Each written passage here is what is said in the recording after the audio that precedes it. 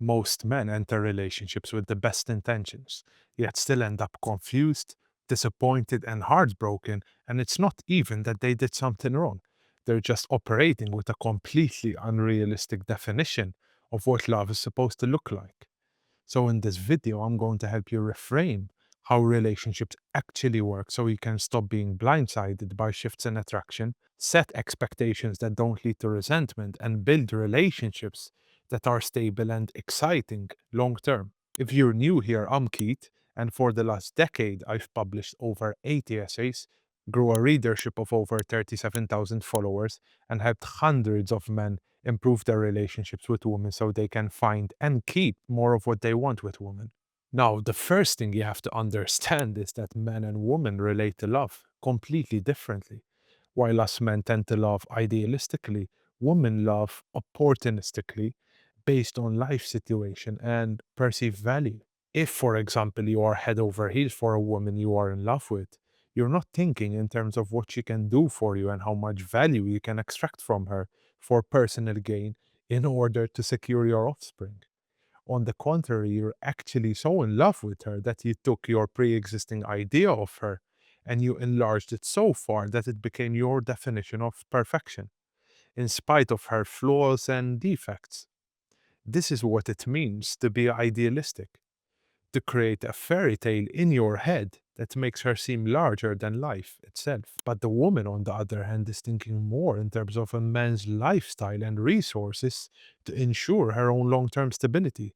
And that's why they are more pragmatic and often more cautious than men in matters of love. This is simply hypergamous behavior because whether we like it or not, a woman only dates upwards. And she does so because it's like an upgrade to her life, stability, and overall well being. This is actually crucial to wrap your head around because without it, you are going to have diminishing expectations and ultimately be hurt and disappointed when you find out that women are just running on a completely different firmware than you and with completely different incentives as well.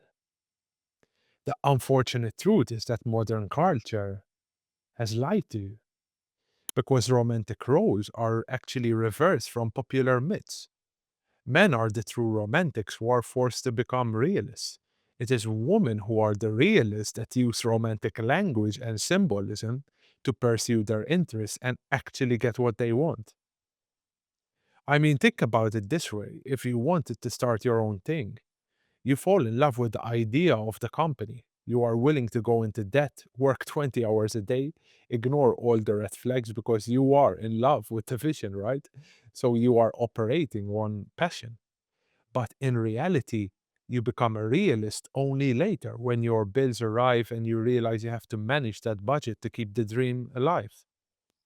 But your woman is more like an investor. She might use sweetened language, saying she believes in your mission, but she is actually looking at the spreadsheets before she invests her time and attention in you. She is checking the business plan, such as your character, your stability, and your potential. And yes, she is using the language of connection, but ultimately her choice is based on a realistic judgment of whether your company, in this case you, will survive 20 years from now. So, in truth, the woman can't possibly abandon her role and think like a founder because that is something her biology dictates. No matter what she says otherwise, this is a distinct psychological difference and has actually nothing to do with cruelty or lack of emotion. Therefore, men expect a form of love women are just not wired to give, resulting in what I often call disillusionment because they've been idealizing a love that just doesn't exist. So, actually, most men grow up with a romanticized ideal that there is a woman out there who will love them simply because they exist, regardless of their status or paycheck. He just wants to be able to take off his armor by showing his weaknesses and just be loved all the same. And this is often a carryover from the only unconditional love he has ever felt, the love of his mother.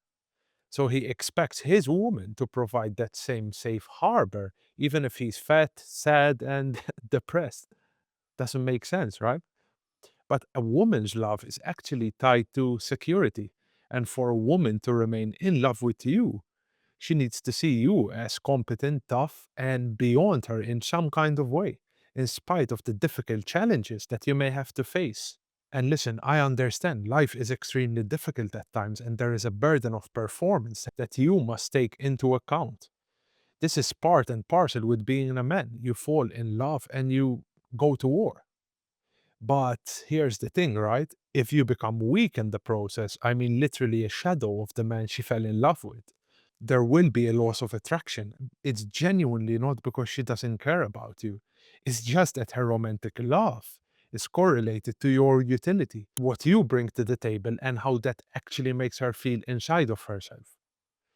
The form of love men want is acceptance without performance, right? The form of love women give is actually attachment based on performance. And there lies the source of male disillusionment.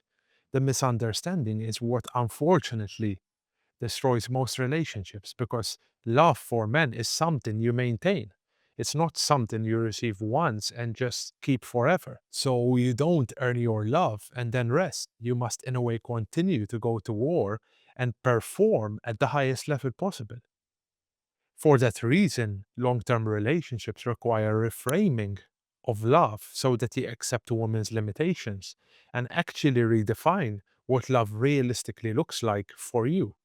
And this is how you build a stable relationship long term. And I'll tell you a story. In my earliest relationships, this was actually a big stumbling block for me because I always thought that if I was just myself, as everyone told me to be, the woman I liked would love me for who I am and not for the performative version of me that is not vulnerable or fragile. In reality, the idea I had of myself was completely wrong because I believed in my heart that if you're nice and honest, things would just fall in place. But that's what actually got me hurt time and time again. Because while I was quote unquote being myself, I was still deep down trying to please her and have her love me without judgment, in spite of my weakness and complete lack of dominance, right? Without that emotional leadership over myself and my emotions, I struggle to counter those feelings that naturally come to women when a man eventually just loses himself. It was only actually later when I started reflecting on my experiences and reading up on some of these ideas that I'm sharing with you that it really dawned on me that it was indeed mostly my fault. And it was indeed my definition of love and who I ought to be in that equation that really destroyed me. And listen, the word dominance is often thrown around casually, but that's really what it is. It's having authority over yourself and your desires so that you are not controlled by woman or sex and can remain steadfast, even in the most difficult times. This, in my opinion, is the purest definition of dominance. If you understand this, you will never look at relationships the same way ever again. And once you fully accept the nature of love, you can engage in relationships without resentment or false hopes and expectations. And it will make you happier and ultimately more fulfilled as well. With that said, I hope you got some insight from this video. If you've got any questions, please leave them down below. And of course, if you need guidance navigating your relationships, you can click below and book a call with me directly. Thank you for your time, and I'll see you later.